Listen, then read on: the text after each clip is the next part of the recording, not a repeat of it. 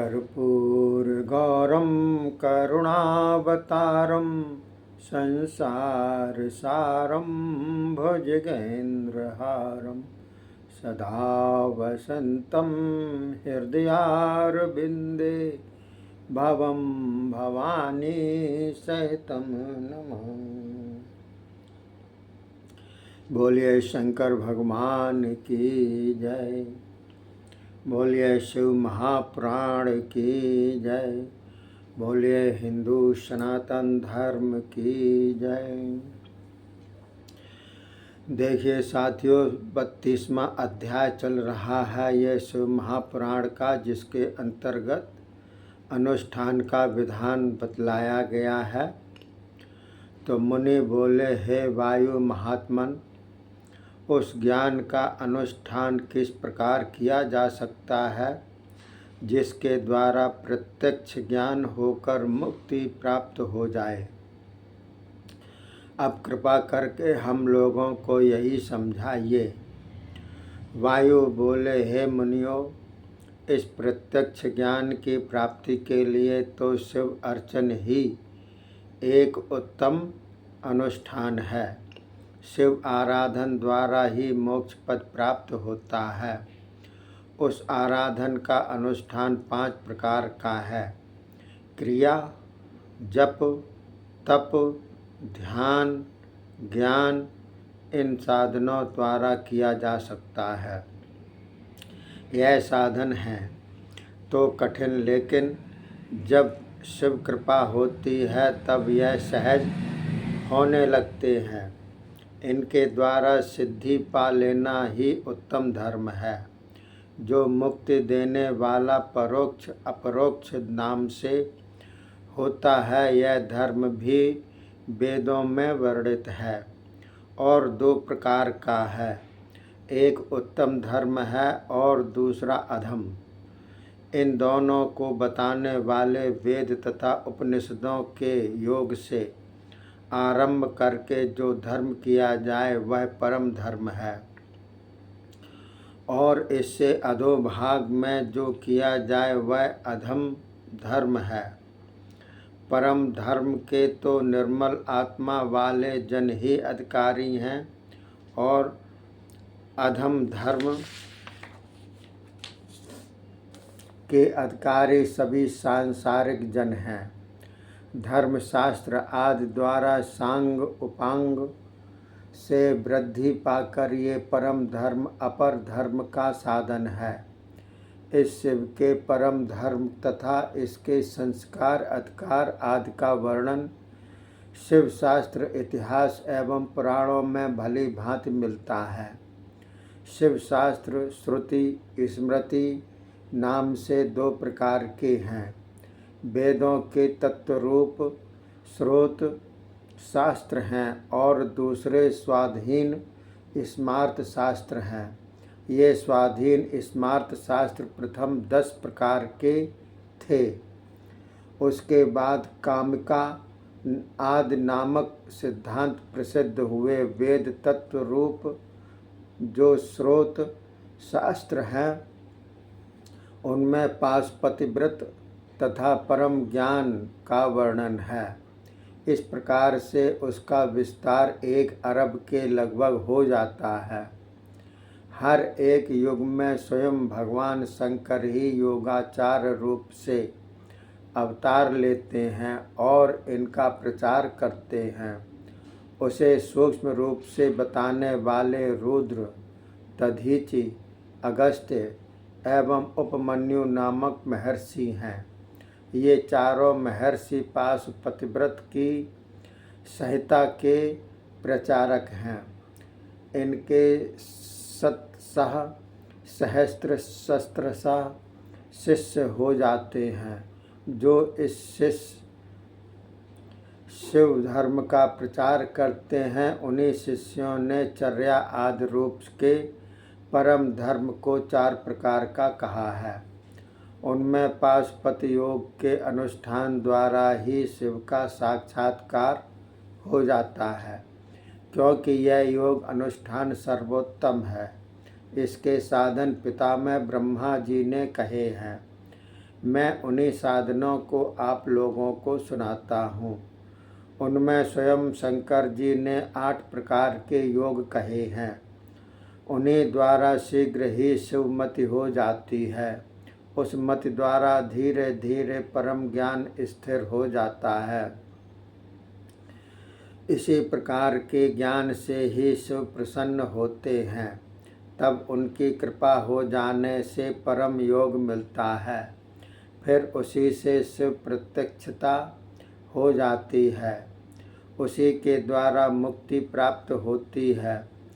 शिव, महेश्वर, रुद्र, पितामह, विष्णु, संसार वैद्य, सर्वज्ञ एवं परमात्मा, ये 8 परम कल्याणक कारक हैं। इनमें शिव से आरंभ करके पितामह तक ये 5 शांत्यतीत आदि क्रमशः ज्ञातव्य हैं। ये 5 उपाधि से मुक्ति हो जाने पर फिर आत्मा से पृथक होते नहीं, एक स्वरूप हो जाते हैं। शिव आदि 5 आत्मांतर हैं। इनसे अतिरिक्त संसार वैद्यादिक ये 3 नाम उपादान के मिलने के कारण त्रिप्रकारक उपाधिवाचनों के द्वारा शिवजी के अनुकूल होकर बरतते हैं। अनादि गुणों की संयोग तो स्वभावतः प्रथम से ही होता है। फिर जब यह आत्मा विशुद्ध निर्मल हो जाती है, वह शिव रूप है। शिव तत्ववेत्ता ज्ञानी पुरुष यह भी कहते हैं कि जो संपूर्ण मंगलमय गुणों के आधार हैं एवं सबके स्वामी हैं, वही सदाशिव कहे जाते हैं। प्रकृति तो 23 तत्वों से पृथक है। प्रकृति से बाहर पुरुष है, उससे बाहर भगवान महेश्वर हैं। प्रकृति तथा पुरुष इन्हीं के अधीन रहते हैं। प्रकृति माया है। माया रचयिता महेश्वर परमात्मा ही मायावी हैं। इन्हीं के संबंध से कालात्मा परमात्मा आदि स्थूल तथा सूक्ष्म रूप से हैं। रुद्र शब्द का अर्थ है जो दुख तथा दुखों के कारणों को दूर करने वाला हो। श्रेष्ठ पुरुष इनको भी शिव जानते हैं। तत्व आदिकों से भूत रूप हुई पृथ्वी पर देह आदि रूप धारकर यही शिव निवास करते हैं। संसार के साक्षात जनक हैं, इसी कारण पितामह हैं। भव रोग दूर कर देने के कारण लय भोग अधिकार के अनुरूप उपाय रूप औषध देकर कल्याण करने वाले ये संसार वैद्य हैं। संसार की सभी अवस्थाओं के ज्ञाता होने के कारण सर्वज्ञ हैं। परम गुणों से इनका नित्य संबंध है। अपने से अन्य आत्मा के विरह हेतु स्वयं शिव परमात्मा हैं। इस प्रकार ये परमात्मा के 8 नाम हैं। इन्हें भली भांति आचार्य द्वारा समझकर क्रमशः शिव आदि 5 नामों का उच्चारण करे। फिर निवृत्ति आदि कलात्मक ग्रंथि विभेदन करके गुणों के अनुसार आवृत्ति करे। उदान वायु द्वारा अपान वायु को दबावे। फिर मूलाधार से वायु उठाकर उसके द्वारा मस्तक पर प्रहार करता हुआ प्राण वायु को चलाकर क्रमशः उससे हृदय, कंठ, तालु, भ्रकुटियों के मध्य में ब्रह्मरंध्र के साथ 8 रूपों की पुरी को छेद कर सुषुम्ना नाड़ी द्वारा आत्मा को 12 दलों के मध्य में रहने वाले चंद्र में ले जाकर इसके ऊपर शिव का प्रकाश है, उसमें अपनी आत्मा को लय करके अपने वदन का संहार कर दे। फिर शक्ति रूप अमृत से सिंचित शरीर में जन्म पाकर अमृत रूप अपने प्राणों को हृदय में बाह्य दल के मध्य में रहने वाले चंद्र के आगे श्वेत कमल में विराजने वाले भक्तों पर कृपालु भगवान शंकर का ध्यान करे। शिव आदि 8 नाम उच्चारण करे। भाव मैं पुष्पों द्वारा पूजन करना चाहिए। उसके प्राण वहीं स्थापित करके स्थिति चित्त होकर शिव जी के 8 नामों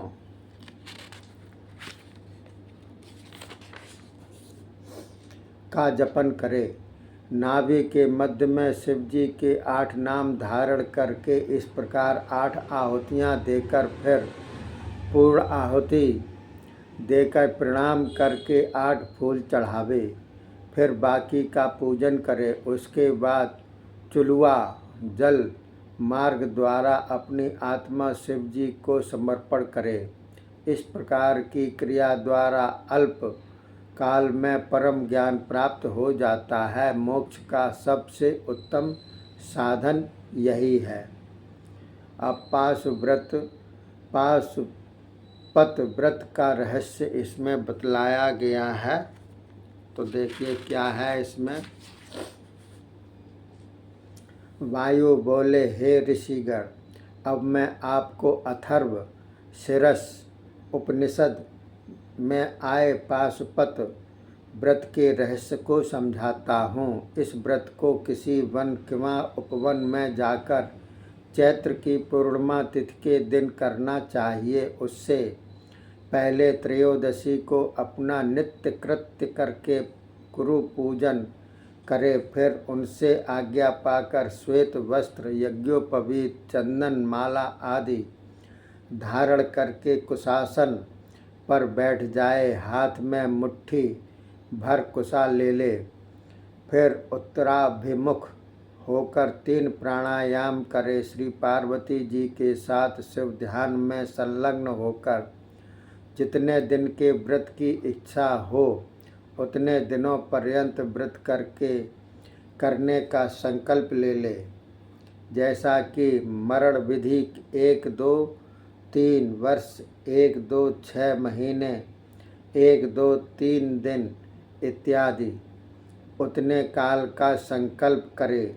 विधि पूर्वक विरजा हवन के लिए अग्नि स्थापना करे। उसमें समिधा एवं चरु की आहुतियाँ करे।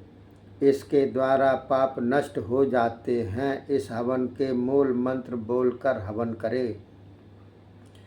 ध्यान तो देह के तत्व को शोधन के लिए हो। उसके बाद मंत्रों द्वारा गोबर का एक गोला बनाकर अग्नि में स्थापित करे। भोजन हविष्य अन्न का करना चाहिए। दूसरे दिन चतुर्दशी को भी त्रयोदशी के पूजन की भांति हवन करे, किंतु भोजन न करे। फिर पूर्णिमा के दिन वैसे ही पूजन हवन करके रुद्राग्नि बुझा दे। फिर उसकी भस्म ग्रहण करे।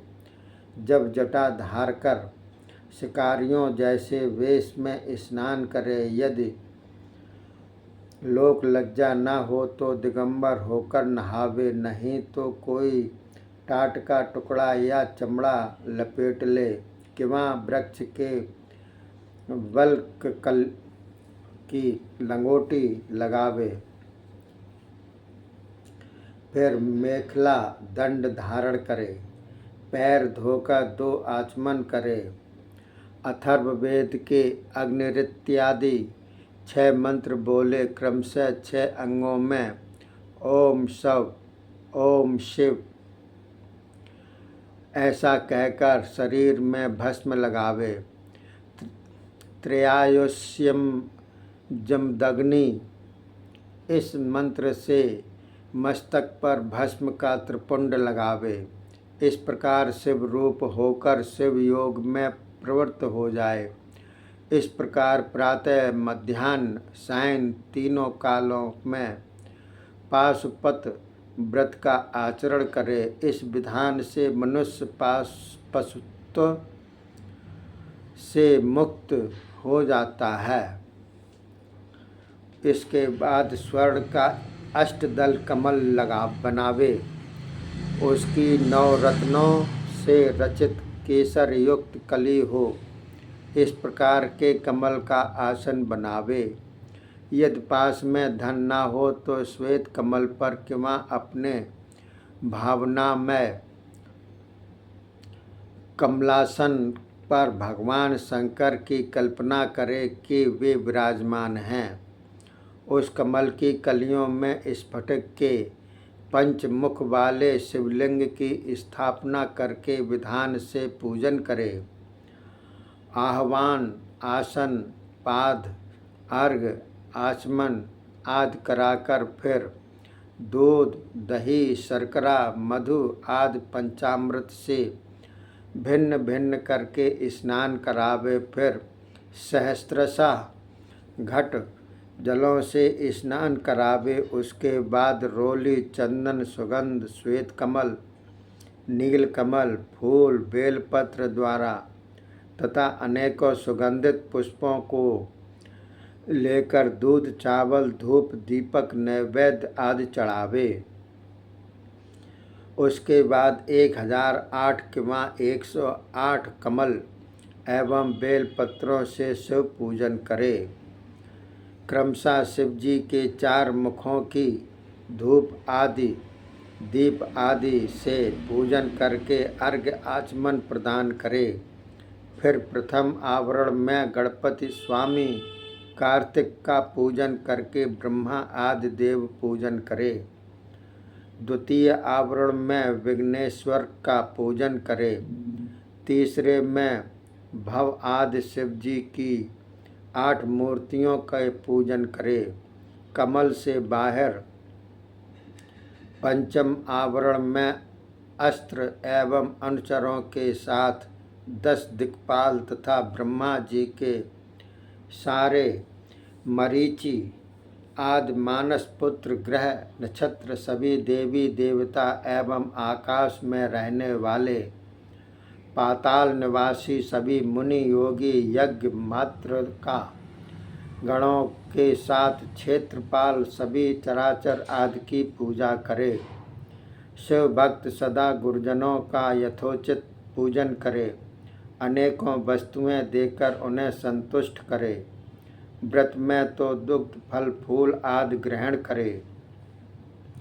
रात के समय कुछ न कुछ आहार कर ले। भूमि पर शयन करे। भूमि पर घास तृणादिक शैया बिस्तर बना ले। मृग चर्म किंवा सिंह चर्म होने पर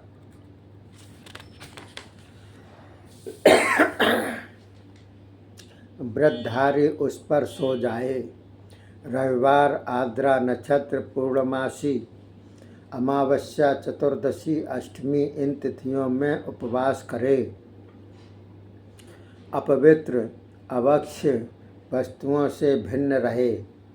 अहिंसा, व्रत, दान स्वभाव में संलग्न होकर शांति एवं तप का अभ्यास करता रहे। इसमें तीनों काल स्नान, भस्म धारण यह नैतिक कार्य समझे। इस प्रकार यह व्रत का विधान अत्यंत सूक्ष्म रूप से बता दिया है। अब हर 1 महीने की अधिक विधि कही जाती है। वैशाख में हीरे का लिंग हो, जेठ में मरकत का, आषाढ़ में मोतियों का, श्रावण में नीलम का, भादो में पद्मराग मणि का, आशोज में गोमेद मणि का, कार्तिक में मूंगे का, मृगशिर में वैदुर्य का मणि का, पौष में पुखराज का, माघ में सूर्यकांत मणि का, फागुन में चंद्रकांत मणि का, चैत्र में रत्नों का तथा अधिक मास में स्वर्ण का लिंग बनवावे। सोने की किंवा चांदी की मूर्ति में ऊपर कहीं धातुओं को जटित करावे। इस प्रकार लिंग बनावे। यदि शिव भक्त को धन की सामर्थ्य न हो तो किसी प्रकार का लिंग बनाकर उपरोक्त वस्तुओं का केवल ध्यान ही कर ले। शिवलिंग पाषाण किंवा मृत्तिका का भी बनाया जा सकता है। शिवलिंगों की सुगंधित द्रव्यों से पूजा करे, फिर चीर, मेखला, जटा, दंड आदि करके विधि पूर्वक पंचाक्षर मंत्रों द्वारा विसर्जन करे। मृत्यु होने तक सावधानीता पूर्वक शिवव्रती इस प्रकार दीक्षा ग्रहण करे। इस प्रकार का नैष्ठिक व्रतधारी कहता है। मुमुक्षु जन पाशुपत व्रती तप के प्रभाव से परम पद पाते हैं। जो 12 दिनों तक निराहार रहते हैं वे तीव्र व्रती नैष्ठिक व्रती तुल्य समझे जाते हैं। बोलिए शंकर भगवान की जय।